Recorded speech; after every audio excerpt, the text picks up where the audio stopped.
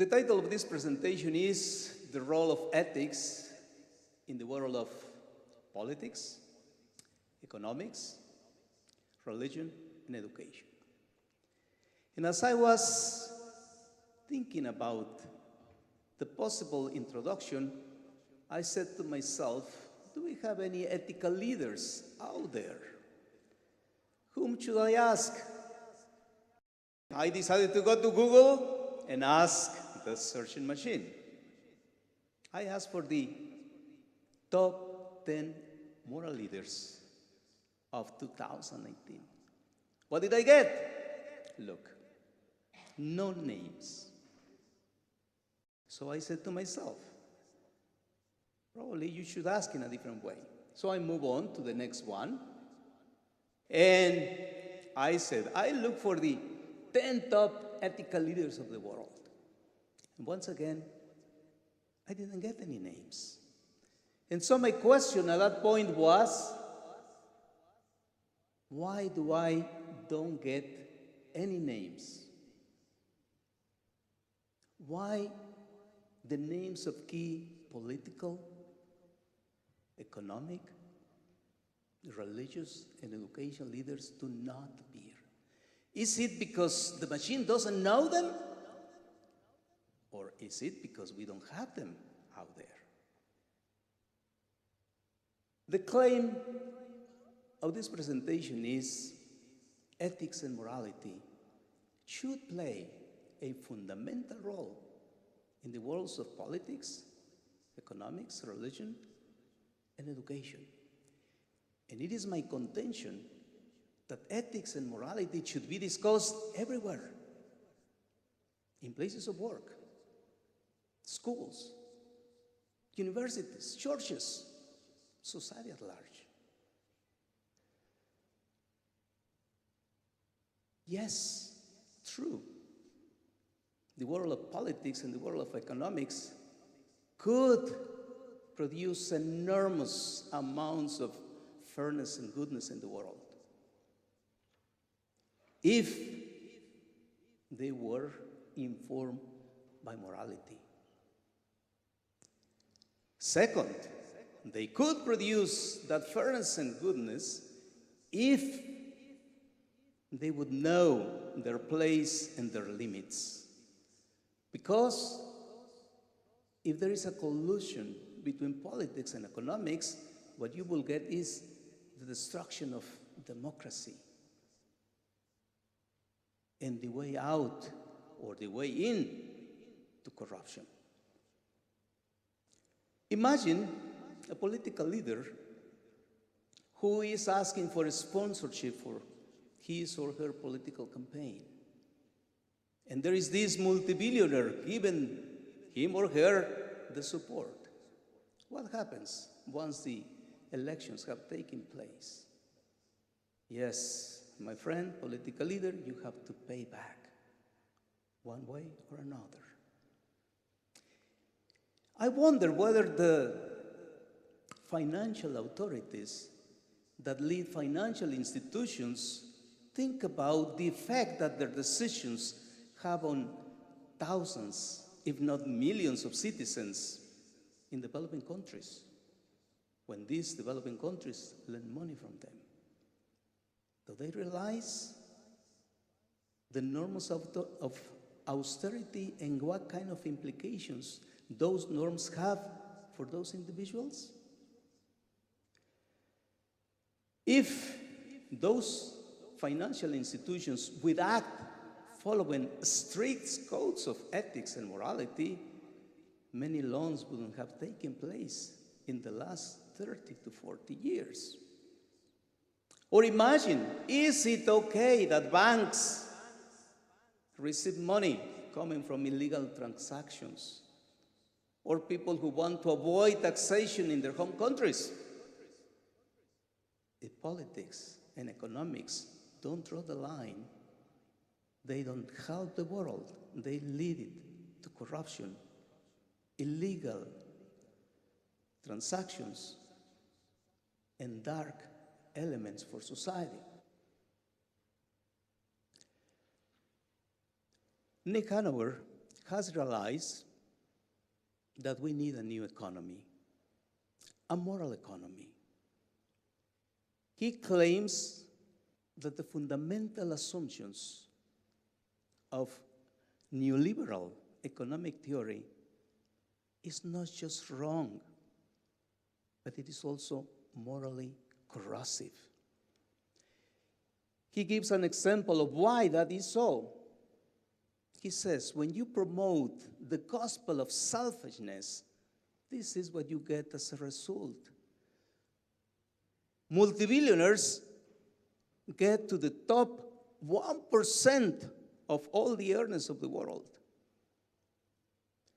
They have received virtually all the benefits of the last 40 years.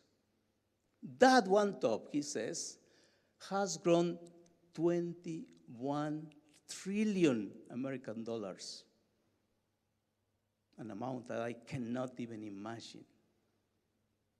On the other hand, he also says the bottom has grown 900 billion, but poorer. And that's why we have such inequality in today's world. That kind of economy produces mechanisms of inequality, and that's why it is not sustainable in a world like ours anymore. Suppose that we go to our initial 4 moral authorities and we say, what about religious authorities? Yes, they also need to be moral. If religious authorities do not match their preaching with their acting, they lose credibility as well. And religion then can be used and misused for all kinds of immoral behavior or for the justification of injustices. And educational leaders are needed, yes, badly needed, because they are source of inspiration, and they are meant to be humble. They are meant to be good people who help the students to grow, not just to acquire knowledge, but also to acquire wisdom, also to flourish, so that eventually our students become the best possible citizens of our societies.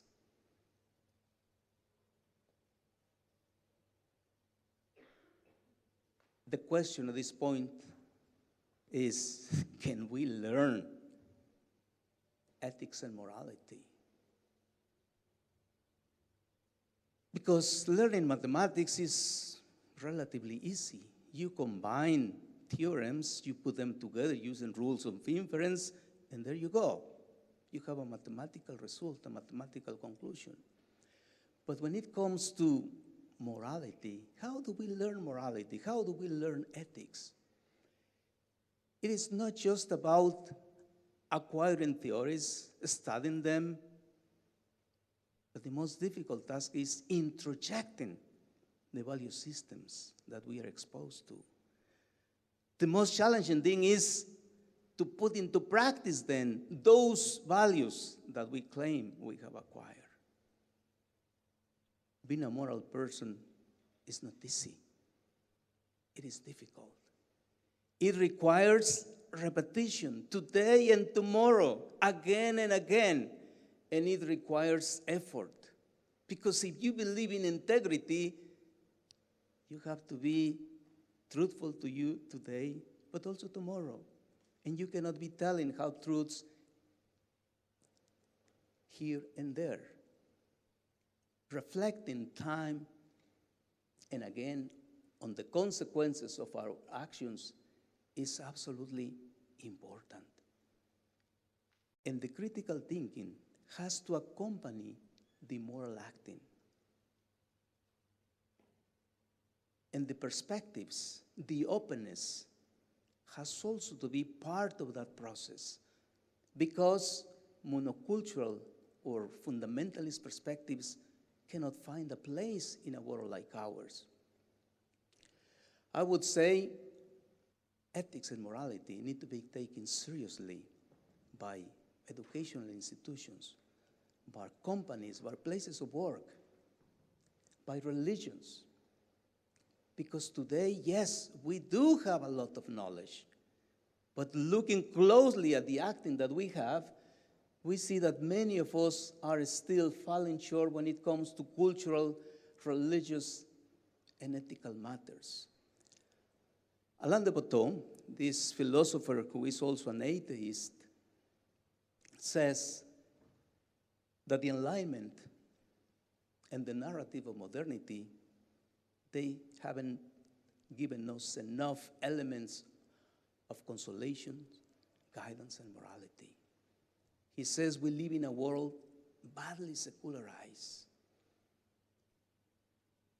Now, this consolation, this guidance can be learned in schools. And also, he claims, even though he's an atheist, you can learn it from religious traditions.